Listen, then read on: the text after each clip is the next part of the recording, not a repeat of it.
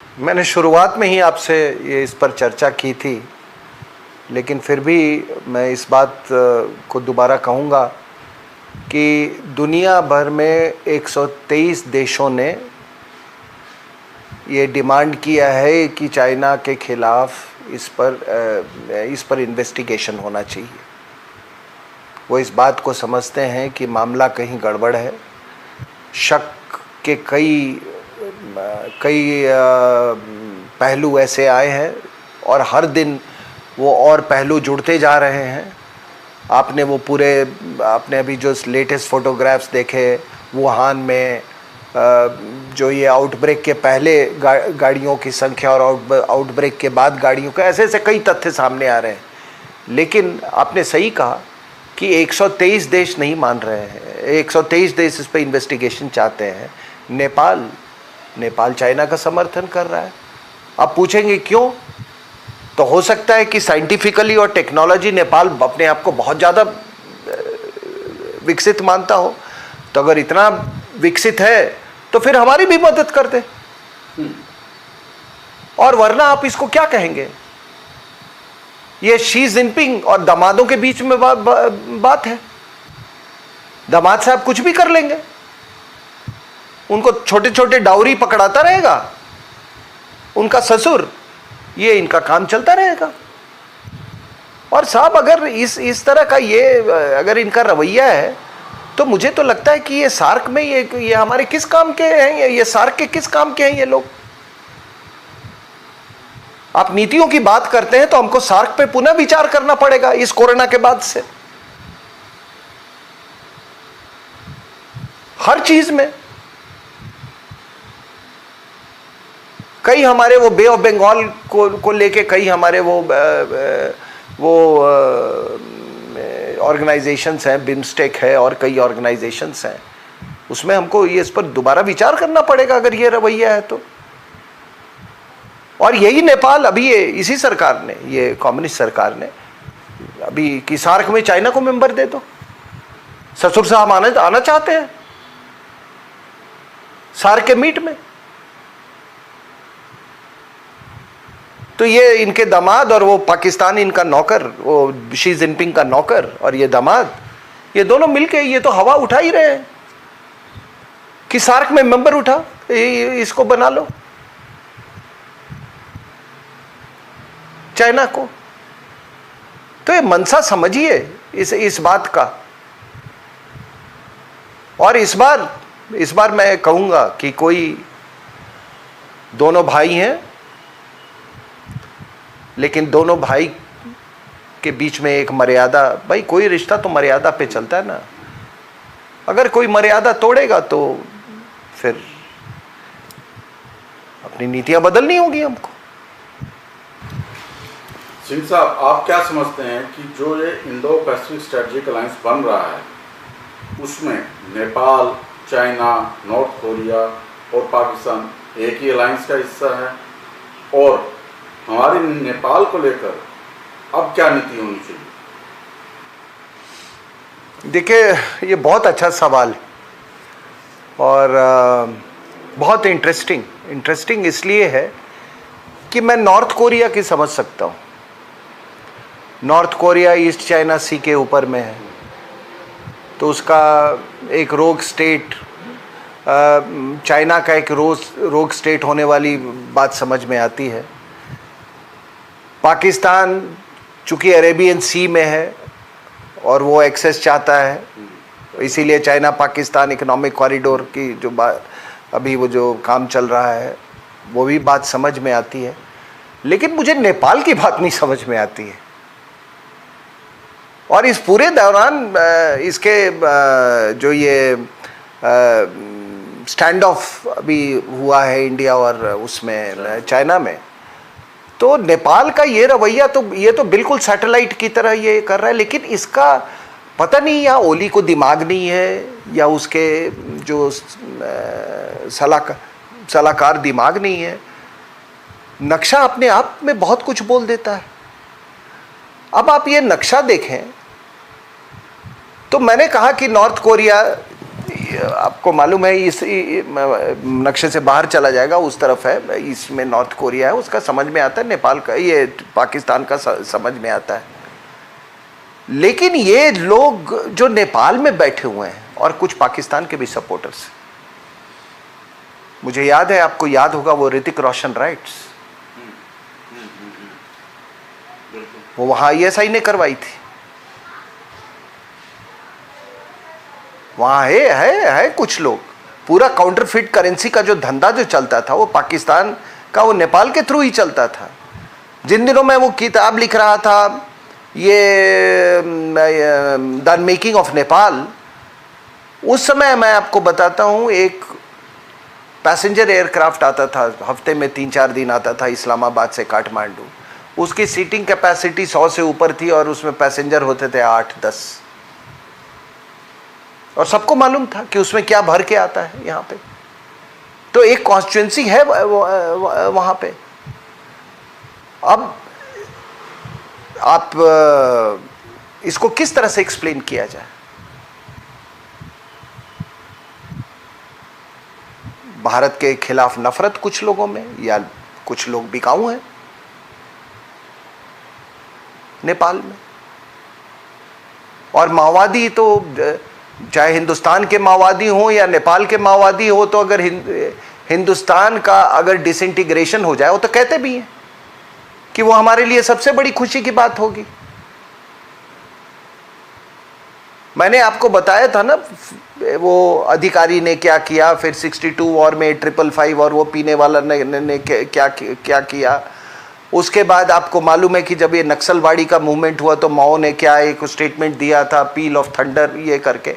और बहुत कम लोगों को मालूम है कि 71 की लड़ाई में ये पूरे 5th कॉलमनिस्ट का इन्होंने वो तैयार किया हुआ था, अपना ढांचा तैयार किया हुआ था कि जब हमारी सेनाएं जाएंगी उधर, उस समय ईस्ट पाकिस्तान और बांग्लादेश के फ्रंटियर पे, उसको किस तरह से सबोटाज करना है।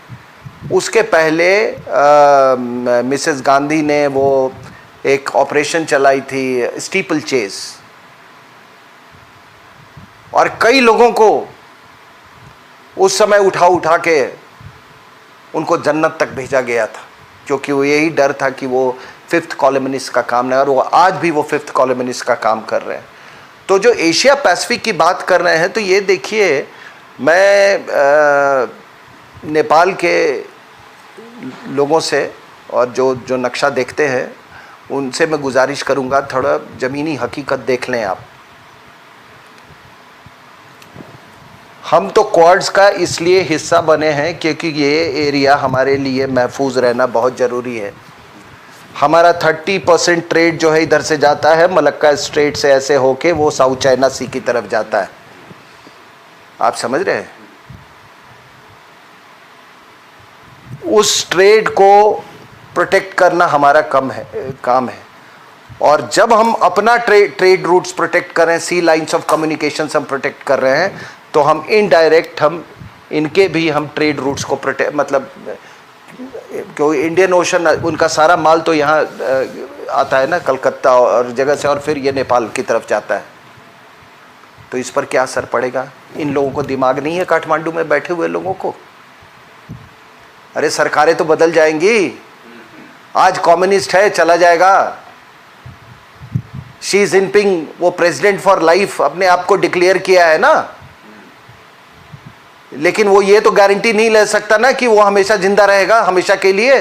कोई जिंदा तो रहा नहीं है, वो तो नहीं कर सकेगा।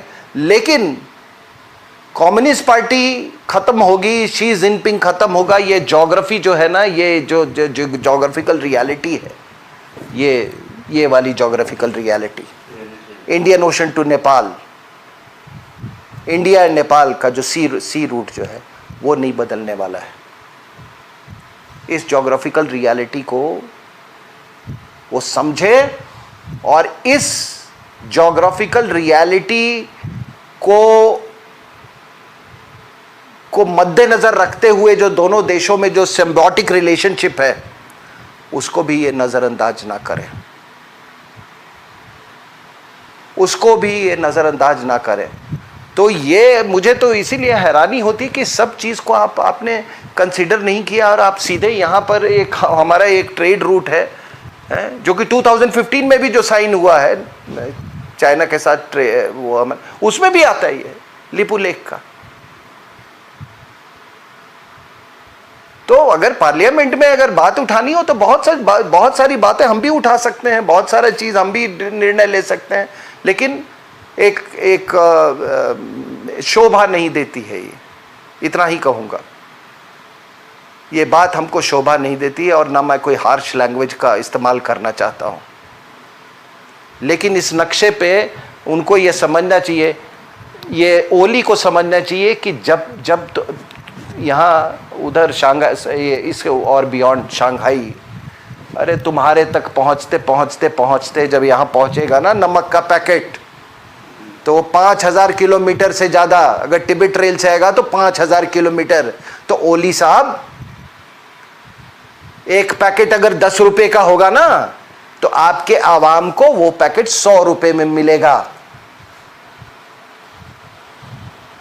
चाइनीज मुफ्त में कुछ नहीं देते, वो आपको मुफ्त में आपको प्रधानमंत्री भी नहीं बनाए हुए हैं, उन्होंने अपना दाम ले लिया।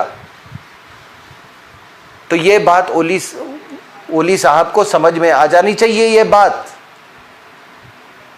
दूसरी बात कि आप देखिए कि बात हो रही है ये आपका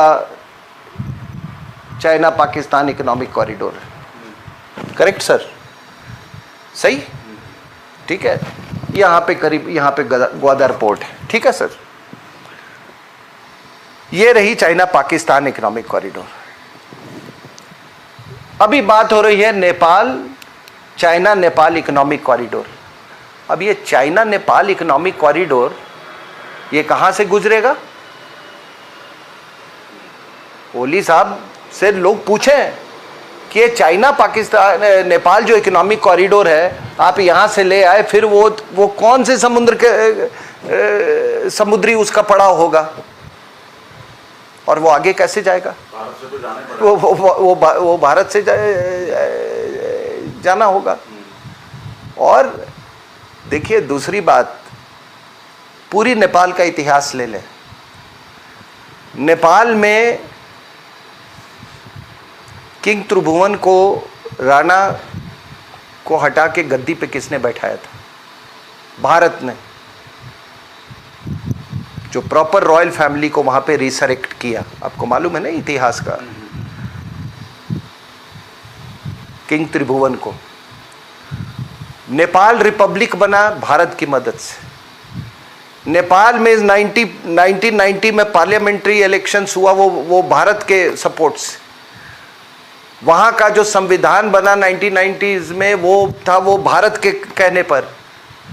और अगर आप वो संविधान अगर आप पढ़ लें, जो किंग बिरेंद्र के टाइम में वो जो संविधान बना था, आप कहेंगे कि इसमें नया संविधान बनाने की कोई ज़रूरत ही नहीं थी।